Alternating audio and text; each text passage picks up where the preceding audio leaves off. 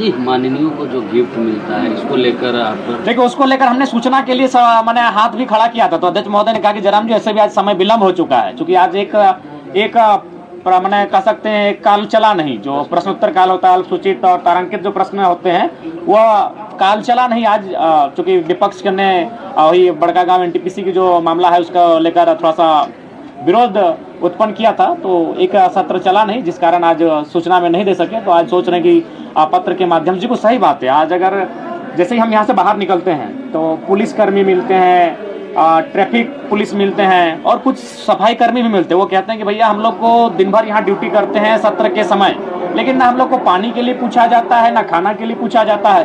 तो अगर हम बजट के बाद जो माननीय को उपहार मिल रहा है, जैसे मैं अपना बता दे रहा हूँ, 18,000 रुपये को जो खाना बनाने वाला जो भी है हम नहीं जानते हैं, 3 वो अटैची मिला है, अटैची किसी क्या बोलते, ट्रॉली बैग, हाँ ट्रॉली बैग, तीनों का दाम है 30,000। ओवन हमको नहीं है मालूम भाई, हम लोग माड़ भात डेगची हांडी में बनाने वाले लोग हैं, तो वो 18,000 30,000, ये तो गिना गिनी हो गया 50,000। और 2-4 को ये छोटा मोटा बैग मिला है, जो मिला है से क्लियर कट बात करना पसंद है।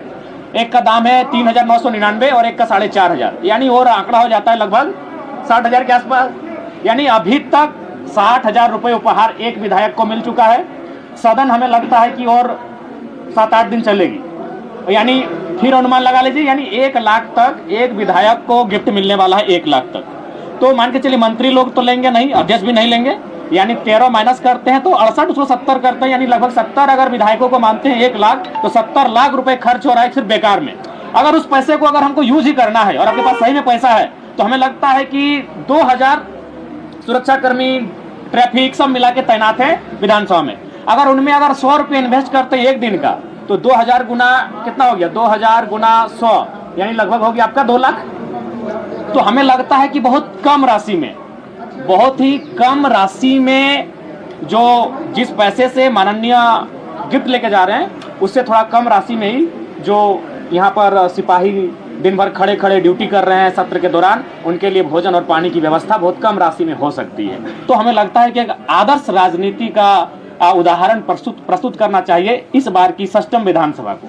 अच्छा जयराम जी, छात्रों के हित की बात करते हैं, जो यूपीएससी के अभ्यर्थी आंदोलन कर रहे हैं और अल्टीमेटम भी नहीं, क्योंकि रिजल्ट जो है वो प्रकाशित नहीं हो रहा है। उनका कहना है एक बार फिर से उग्र आंदोलन जो है वो राज्य में देखने को मिलेगा। साथ ही उसी में एक और सवाल रहेगा कि जेपीएससी के जो चेयरमैन है वो 15 दिन की छुट्टी पे जा रहे हैं, उसका भी आंदोलन कर दे वो लोग।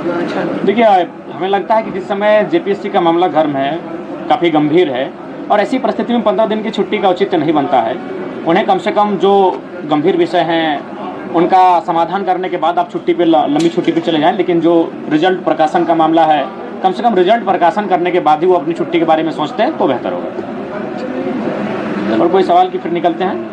शिक्षा पर कल्पना सोरेन ने कहा कि ये जो स्थिति है वो भाजपा की शिक्षा नीति की वजह से है, आप क्या मानते हैं? देखिए, हमें लगता है कि एक दूसरे पे आरोप प्रत्यारोप से बेहतर है कि आप चीज़ों को खंगालें। जैसे मैंने एक उदाहरण प्रस्तुत किया था, ये उदाहरण हमारा ये था कि जेईपीसी जो होती है, जहाँ लगभग 2,500 करोड़ का वित्तीय बजट होता है एक वर्ष का, वहाँ मात्र 2 पदाधिकारी जेईपीसी को हैंडल कर रहे हैं, बाकी कॉन्ट्रैक्ट पे हैं। और कॉन्ट्रैक्ट में जो भी है वो झारखंडी 9 के बराबर है।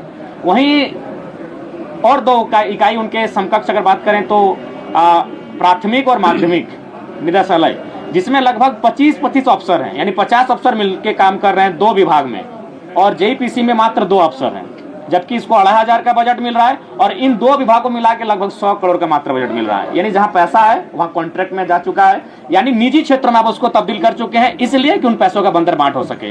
ये बहुत ही बड़ा मतलब गंभीर विषय इस राज्य का, लेकिन चूंकि राज्य के लोग उतनी दूर तक सोचते नहीं है, उतने दूर तक देखते नहीं है, इसीलिए हर किसी छुपा है कि जेईपीसी में जहां 2,500 करोड़ का बजट, वित्तीय बजट होता है, वहां 2 अधिकारी जेईपीसी को संभाल रहे हैं, बाकी उनके नीचे जितने भी पद हैं, कार्य करने वाले हैं, सब कॉन्ट्रैक्ट पे आधारित है और झारखंडी नहीं के बराबर है। वहीं अगर आप प्राइमरी और सेकेंडरी की बात करें तो वहां 50 ऑफिसर हैं, जहां वित्तीय बजट मात्र 100 करोड़ का होता है। 100 करोड़ 2,500 करोड़, जहां 2,500 करोड़ है वहां 2 ऑफिसर हैं, और जहां मात्र 100 करोड़ है वहां 50 ऑफिसर हैं। ये तो हमारे राज्य की कड़वी सच्चाई है। धन्यवाद।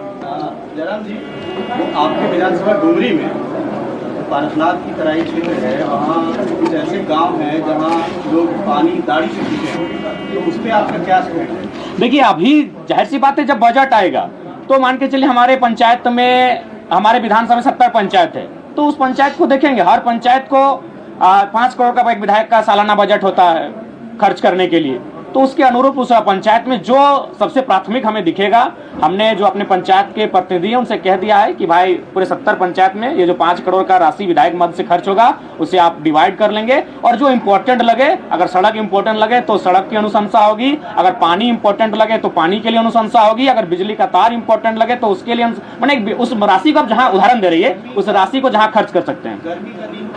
देखिए एक बात आप क्लियर, एक बात सुनिए, अभी हम नए विधायक बने हैं, अगर हम अनुशंसा भी करेंगे तो कल ही कुआं नहीं खोला जाएगा। तो अगर इसके लिए आपको किसी को घेरना है तो जो पहले तो उनको आप उनसे बात कर सकते हैं। हाँ, तो हम अनुशंसा करेंगे, नहीं बिल्कुल आपको संज्ञान में नहीं, हमारी टीम बहुत एक्टिव है, हम लोग इन मामलों को संज्ञान में ले रहे हैं, लेकिन सवाल यह है कि हम अनुशंसा आज करेंगे तो कम से कम उसकी प्रक्रिया है, कम से कम तो 45 दिन लगेगा कार्य स्टार्ट होने में। धन्यवाद।